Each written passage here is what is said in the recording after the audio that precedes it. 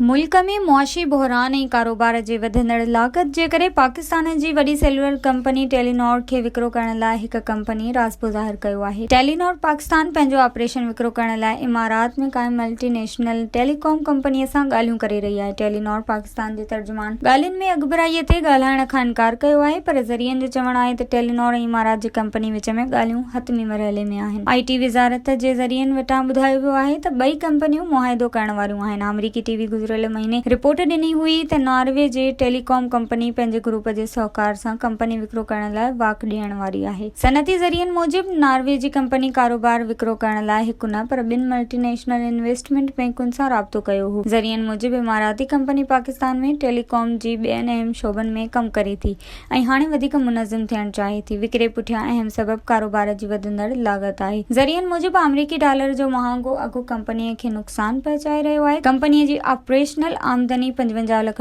ताईं पहुची वई आहे। ज़रियनि मूजिबि कंपनी $1 अरब खां $1 अरब 2 करोड़ जी आश कई आहे, पर जेका कंपनी टेलीनॉर में दिलचस्पी रखे थी उहा $78 करोड़ खां $91 करोड़ ॾियणु चाहे थी।